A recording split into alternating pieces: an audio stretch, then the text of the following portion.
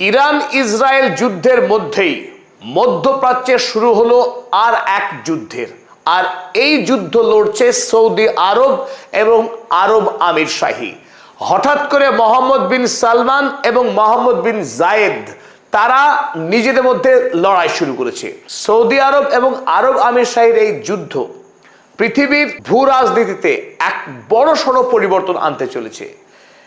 একদিকে যখন সৌদি আরব পাকিস্তান তাদের মধ্যে পারস্পরিক সামরিক চুক্তি রয়েছে, নতুন করে আমরা দেখছি ইরানের সঙ্গে পাকিস্তানের নতুন বোঝাপড়া হচ্ছে আর অনন্য বোঝাপড়া তৈরি হচ্ছে।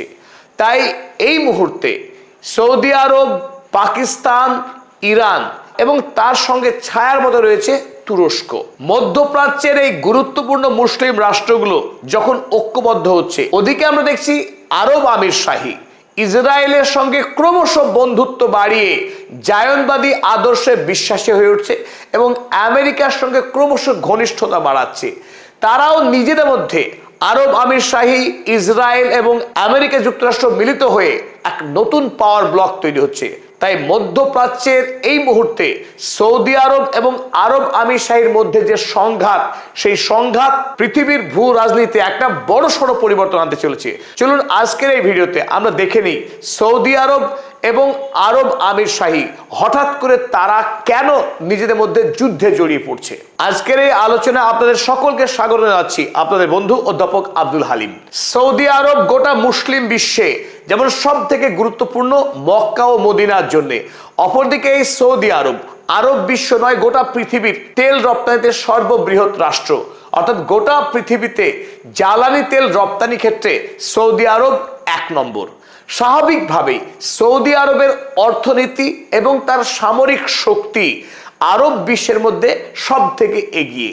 সৌদি আরব যখন একদিকে ধর্মীয়, অর্থনৈতিক এবং সামরিক দিক থেকে আরব দুনিয়ার মধ্যে সব থেকে শক্তিশালী, ঠিক তারই পাশে আরব আমিরাত বা আরব আমির শাহী তারা গত কয়েক দশক ধরে ধারাবাহিকভাবে বাণিজ্যিক শক্তি বৃদ্ধি করেছে। বিশেষ করে এই মুহূর্তে দুবাই শহর সারা পৃথিবীর একটা বড় সংখ্যক কোম্পানির হেডকোয়ার্টার।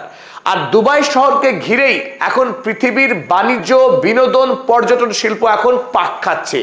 সাম্প্রতিক সময়ে সৌদি আরবকে পিছনে ফেলে বাণিজ্যের ক্ষেত্রে টেক্কা দিচ্ছে দুবাই। তাই সৌদি আরব এবং আরব আমিরাতের মধ্যে বাণিজ্যিক একটি লড়াই ছিল রেষারেষি এবং ঈর্ষা। সৌদি আরব না আরব আমির শাহী বাণিজ্যের দিক থেকে কে এগিয়ে যাবে তা নিয়ে চলছিল অনন্ত প্রতিযোগিতা। আর এরই মধ্যে ইরান যুদ্ধ শুরু হবার পর সৌদি আরব এবং আরব আমিরাতের মধ্যে চাপা যে দ্বন্দ্ব ছিল, সেই দ্বন্দ্ব লাভার মতো উদ্গীরণ হয়ে গেল।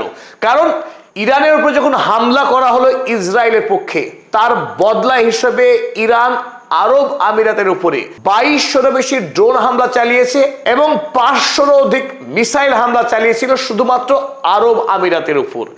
যখন ইরান আরব আমিরাতের উপরে ধারাবাহিক এই ভয়ঙ্কর আক্রমণ চালাচ্ছে, যদিও এই আক্রমণের সিংহভাগই আরব আমিরাত প্রতিরোধ করতে পেরেছিল, ইন্টারসেপশন করেছিল, তবুও এই সময়ে আরব আমিরাত চেয়েছিল সৌদি আরব ইরানের বিরুদ্ধে কড়া অবস্থান গ্রহণ করুক এবং সমগ্র আরব রাষ্ট্র মিলিত হয়ে ইরানের বিরুদ্ধে ইসরায়েল এবং আমেরিকার সঙ্গে জোট বেঁধে যুদ্ধে নামুক। কিন্তু সৌদি আরব এই সময়ে মাথা ঠান্ডা রেখেছে। এমনকি সৌদি আরবের উপরেও বিস্তর হামলা চালিয়েছে ইরান। মার্কিন সেনা ছাউনি ছাড়াও তাতেও সৌদি আরব কিন্তু ইরানের বিরুদ্ধে কোনো রকম কড়া পদক্ষেপ তো গ্রহণ করেইনি, এমনকি বাইট পর্যন্ত দেয়নি ইরানের বিরুদ্ধে। এই সময়ে সৌদি আরব যে নজিরবিহীন ধৈর্যের পরীক্ষা দিয়েছে, তাতেই ক্ষিপ্ত হয়েছে আরব আমিরাত। এই সময়ে আরব আমিরাতের সৌদি আরবের কাছ থেকে একটাই চাওয়া ছিল যে সৌদি আরব ইসরায়েল এবং আমেরিকার সঙ্গে মিলিত হয়ে আক্রমণ করুক ইরানের উপরে। আর ইরানকে ধ্বংস করার এটাই সব থেকে আদর্শ সময়। এই সময় যদি হাতছাড়া হয়ে যায়, একবার যদি ইরান বিজয়ী হয়ে যায়, এমনকি ইসরায়েল যদি ইরানকে পরাস্ত করতে নাও পারে, তাহলে আরব রাষ্ট্রগুলোর ভবিষ্যৎ অন্ধকার হবে। কারণ এই হরমুজ প্রণালীর দখল নিয়ে আগামী দিনে ইরান গোটা আরব মুলুককে হাতের মুঠোয় নিয়ে আসবে এবং তাদেরকে কন্ট্রোল করবে। তাই ইরানের বিরুদ্ধে সৌদি আরব কোনো কঠোর অবস্থান গ্রহণ না করাতে জায়নবাদী আরব আমিরাত সৌদি আরবের উপরে বেজায় চটে যায়। আর তারই ফলাফল দেখলাম আমরা 30শে এপ্রিল আরব আমিরাত সরাসরি ওপেক এবং ওপেক প্লাস থেকে স্থায়ীভাবে তার সদস্যপদ খারিজ করে দিল।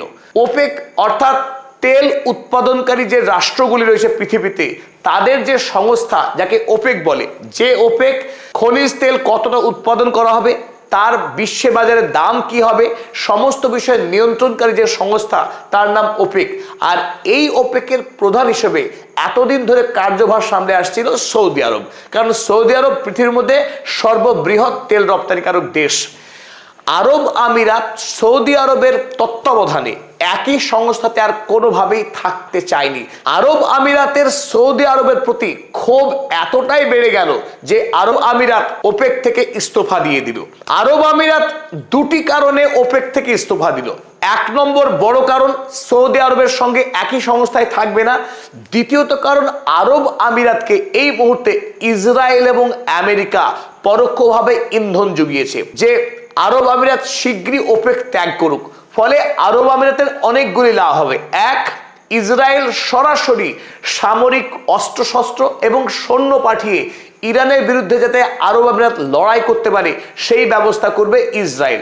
সঙ্গে থাকবে আমেরিকা, কারণ আমেরিকা যুদ্ধকালীন সময়ে যাতে দুবাই দুর্বল না হয়ে পড়ে, আরব আমিরাত অর্থনৈতিকভাবে যাতে দুর্বল হয়ে না পড়ে, আরব আমিরাতের কাছে থাকা দিরহামকে সরাসরি মার্কিন ব্যাংকে জমা দিয়ে আমেরিকার কাছ থেকে বিপুল পরিমাণে ডলার সংগ্রহ করার যে সুযোগ, সেই সুযোগ দিয়েছে আমেরিকা। আমেরিকা অভ্যন্তরে তেলের সংকট এবং তেলের দাম বেড়ে যাওয়াতে জেরবার, তাই আরব আমিরাতের কাছ থেকে বিপুল পরিমাণে তেল কিনে নিয়ে বিশ্বের বাজারে তেলের দামকে কিছুটা নিয়ন্ত্রণ করার স্বপ্ন দেখছেন ডোনাল্ড ট্রাম্প। তাই এই মুহূর্তে আরব আমিরাত সরাসরি ইসরায়েলের সঙ্গে সামরিক বাণিজ্যিক সম্পর্ককে গভীর থেকে আরো গভীরতর করলো।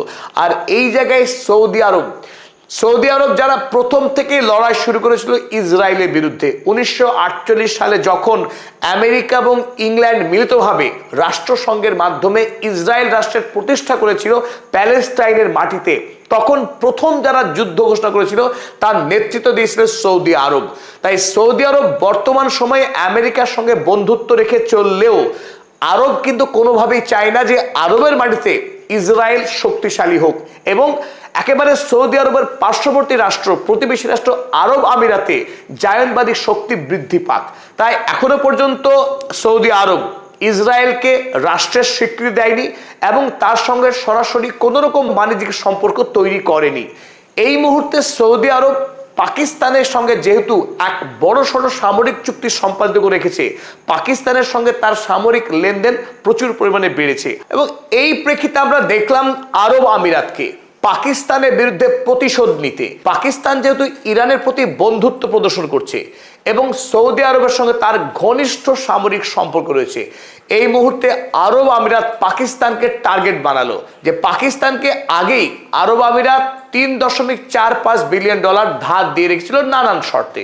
এখন হঠাৎ করে এপ্রিল মাস শেষ হওয়ার আগেই পাকিস্তানকে চাপ প্রয়োগ করা হলো ওই টাকা পরিশোধ করার জন্য। আর এই পরিস্থিতিতে সৌদি আরব পাকিস্তানের পাশে দাঁড়িয়ে পাকিস্তান যাতে ওই সমস্ত টাকা আরব আমিরাতকে ফেরত দিতে পারে নির্ধারিত সময়ের আগে, তার জন্য $3 বিলিয়ন টাকা তুলে দিল পাকিস্তান সরকারের হাতে এবং পাকিস্তান সরকার নির্ধারিত সময়ের আগেই ইউএইর কাছে সেই টাকা পরিশোধ করলো। একদিকে যখন আরব আমিরাত এবং ইসরায়েল তাদের মধ্যে ঘনিষ্ঠতা বাড়িয়েছে, এদিকে আমরা দেখলাম সৌদি আরবের সঙ্গে পাকিস্তানের একটি নিবিড় সামরিক চুক্তি স্বাক্ষরিত হয়েছে গত বছর, যে চুক্তির প্রধান কথা ছিল নেটোর ক্লজ 5 এর মতো, অর্থাৎ যদি সৌদি আরবকে কোনো দেশ সামরিকভাবে আক্রমণ করে সরাসরি পাকিস্তান সেই যুদ্ধে জড়িয়ে পড়বে, কারণ ধরে নেওয়া হবে পাকিস্তানকেও সামরিক আক্রমণ করেছে সেই শত্রু দেশ।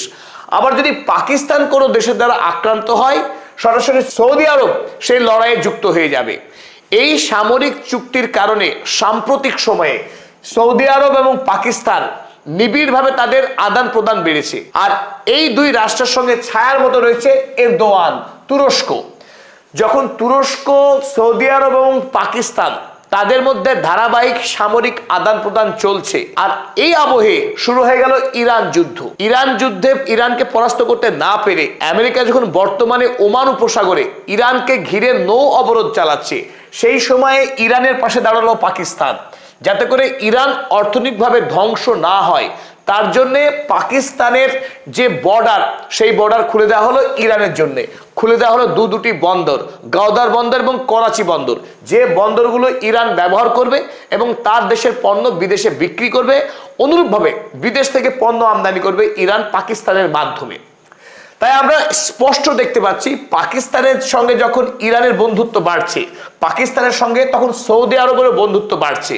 তাই এই চার দেশ মিলিত হয়ে নতুন করে একটা ব্লক, একটা সমীকরণ তৈরি হচ্ছে, যে সমীকরণের মূল কথাই হবে আগামী দিনে ইসলামিক বিশ্বকে শক্তিশালী করা। কারণ এদিকে জায়নবাদী শক্তি ক্রমশ শক্তিশালী হচ্ছে, আমেরিকা যুক্তরাষ্ট্র, ইসরায়েল, এবং তার সঙ্গে হাত মিলিয়েছে এই আরব আমিরাত।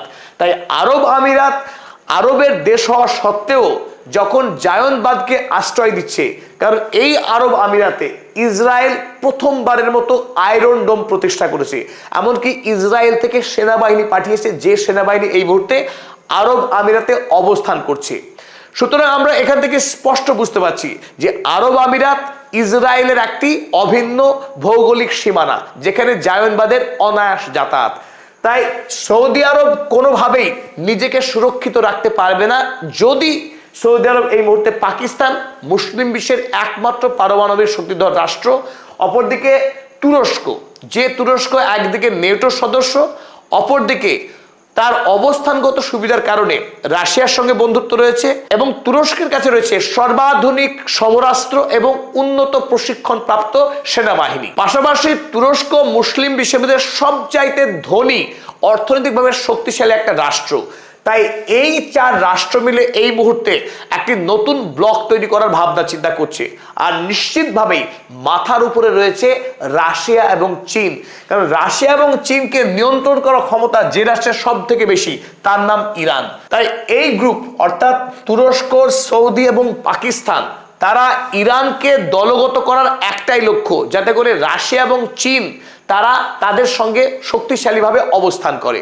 তাই এই মুহূর্তে সৌদি আরব এবং আরব আমিরাতের যে দ্বন্দ্ব, সেই দ্বন্দ্ব কিন্তু পৃথিবীকে দুটি খণ্ডে বিভক্ত করছে। একদিকে ইসরায়েল, আমেরিকা এবং আরব আমিরাত, আর অন্যদিকে সৌদি আরব, তুরস্ক, পাকিস্তান এবং ইরান, সাথে চীন ও রাশিয়া। তবে স্বাভাবিকভাবে এখানে একটি প্রশ্ন উঠতে পারে, সৌদি আরব তাকিয়ে তাকিয়ে দেখছিল ইরান হামলা চালাচ্ছে আরব আমিরাতের উপরে, এত আক্রমণ সত্ত্বেও ইরানের বিরুদ্ধে সৌদি আরব কোনো বাইট দিল না, যুদ্ধে যাওয়া তো প্রশ্নই ওঠে না। তো এর কারণ হিসেবে একটি বিষয়কে আমরা কিন্তু উল্লেখ করতে পারি, তার কারণ দুবাই শহর। দুবাই শহর সারা পৃথিবীতে বিজনেস হাব হয়ে উঠেছে এবং তার সীমাহীন সমৃদ্ধি। সারা পৃথিবীর মানুষ তাদের ভ্রমণের এক নম্বর ঠিকানা বানিয়েছে দুবাই রাষ্ট্রকে। এই দুবাই মডেলকে দেখে সৌদি আরব তারাও স্বপ্ন দেখেছে যে তাদের দেশে নিয়ম, মোহাম্মদ বিন সালমানের স্বপ্নের প্রজেক্ট নিয়ম, সেই নিয়ম শহরকে গড়ে তোলা হবে পৃথিবীর মধ্যে সর্বাধুনিক প্রযুক্তি কাজে লাগিয়ে, এবং সেখানে সারা পৃথিবীর বড় বড় শিল্পপতিরা বিপুল পরিমাণে বিনিয়োগ করবে। আর সেটাই হবে আগামী দিনের শহর, ভবিষ্যতের শহর। সেই ভবিষ্যতের শহর গড়ে তুলছিলেন মোহাম্মদ বিন সালমান, কিন্তু এই কাজ করতে গিয়ে একাধিকবার ঠক্কর খেয়েছেন মোহাম্মদ বিন সালমান। যদিও সৌদি আরবের কাছে বিপুল পরিমাণের পয়সা রয়েছে তেল রপ্তানি করার, তৎসত্ত্বেও পৃথিবীর অধিকাংশ কোম্পানি তারা দুবাই শহরের প্রতি যতখানি আকৃষ্ট হয়েছে, সেখানে টাকা বিনিয়োগ করার ব্যাপারে যতটা উৎসাহী, নিয়ম প্রজেক্টকে কিন্তু ততখানি পাত্তা দেয়নি বিশ্বের বড় বড় কোম্পানিগুলো। স্বাভাবিকভাবেই মোহাম্মদ বিন সালমান ভিতরে ভিতরে কিন্তু রুষ্ট ছিল দুবাইয়ের প্রতি। দুবাই যদি ধ্বংস হয়ে যায়, তাতে বরং সৌদি আরবের শাপে বর হবে। অর্থাৎ যদি দুবাই তার গ্রহণযোগ্যতা হারায়, বিশ্বাসযোগ্যতা হারায়, যদি এই শহরে ইরান যে কোনো সময় আক্রমণ করে, পৃথিবীর কোনো শিল্পপতি চাইবে না এমন শহরে বাণিজ্য করতে। সেই সময় তারা অনায়াসে সৌদি আরবের নিয়ম প্রজেক্টে টাকা ঢালবে। আর সেটাই হয়তো মনে মনে চাওয়া ছিল মোহাম্মদ বিন সালমানের। আর এটা আরব আমিরাত জানতো যে মোহাম্মদ বিন সালমান, সৌদি আরব তারা অপেক্ষায় আছে দুবাই শহরে কখন ক্ষতি হবে। এই দুই দেশের দ্বন্দ্বের এটিও একটি বড়সড় কারণ। তবে সৌদি আরব এবং আরব আমিরাতের দ্বন্দ্ব আগামী ভূ রাজনীতিকে গভীরভাবে প্রভাবিত করতে চলেছে বলেই আমাদের দৃঢ় বিশ্বাস। দর্শক মণ্ডলীর কাছে আবেদন, আপনাদের সুচিন্তিত মতামত আপনারা কমেন্ট সেকশনে জানাবেন। আপনাদের জন্যই আমাদের এই নিরন্তর প্রয়াস।